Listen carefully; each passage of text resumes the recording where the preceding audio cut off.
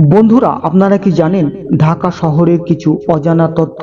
যদি না জেনে থাকেন তাহলে এই ভিডিও থেকে অবশ্যই জেনে নিন ঢাকা শহরের কিছু অজানা তথ্য।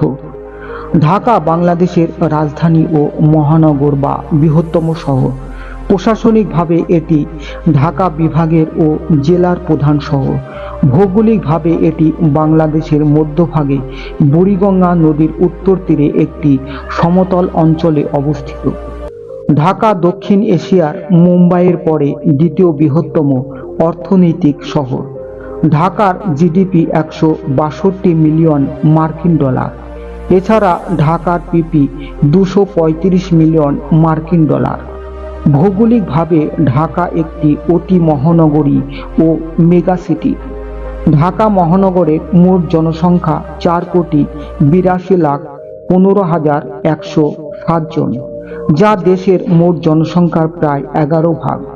জনসংখ্যার বিচারে ঢাকা দক্ষিণ এশিয়ার দ্বিতীয় বৃহত্তম এবং বিশ্বের সপ্তম বৃহত্তম শহর।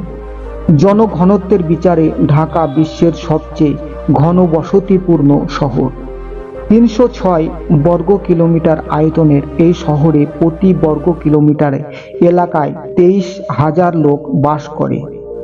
ঢাকা শহর মসজিদের শহর নামে পরিচিত হয়। এখানে প্রায় 10,000-এর বেশি মসজিদ আছে। এই শহরে রোজ প্রায় 5 লক্ষ রিক্সা চলাচল করে। বর্তমানে ঢাকা দক্ষিণ এশিয়ার অন্যতম প্রধান সংস্কৃতি, শিক্ষা ও বাণিজ্য কেন্দ্র। ঢাকা শহরের জলবায়ু ক্রান্তীয়, আর্দ্র ও শুষ্ক প্রকৃতির। ঢাকা শহরের গড় তাপমাত্রা এপ্রিল মাসে সর্বোচ্চ প্রায় 34 ডিগ্রি সেলসিয়াস এবং জানুয়ারি মাসে সর্বনিম্ন প্রায় 13 ডিগ্রি সেলসিয়াস। মে মাস থেকে সেপ্টেম্বর মাস পর্যন্ত এই অঞ্চলে বর্ষাকাল থাকে।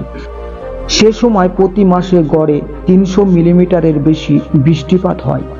সপ্তদশ শতাব্দীতে পুরানো ঢাকা মুঘল সাম্রাজ্যের সুরা বাংলা এর প্রাদেশিক রাজধানী ছিল। মুঘল সম্রাট জাহাঙ্গীরের শাসন আমলে এই শহর জাহাঙ্গীর নগর নামে পরিচিত ছিল।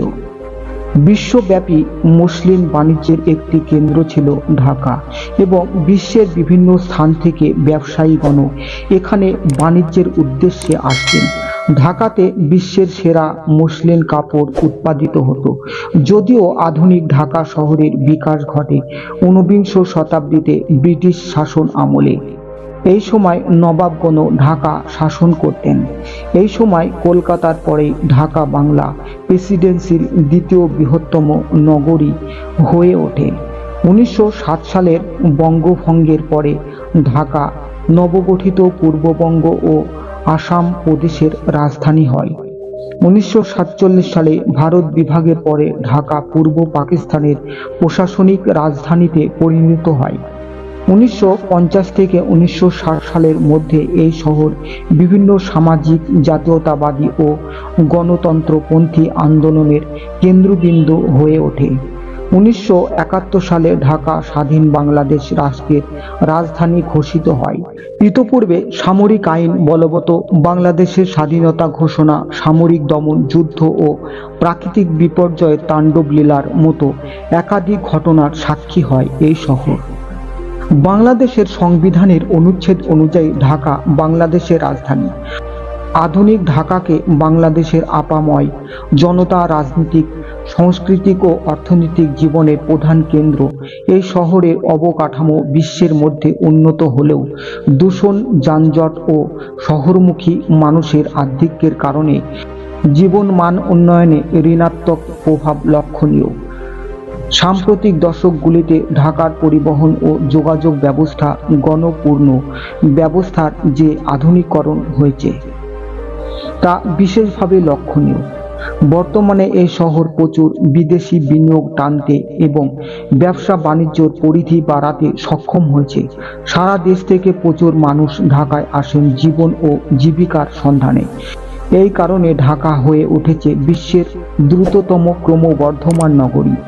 এই লক্ষ্যে বাস্তবায়নে মালয়েশিয়া, জাপান, চীন, ভারত সহ বিভিন্ন দেশ অর্থ সহযোগিতা ও বিনিয়োগ করছে।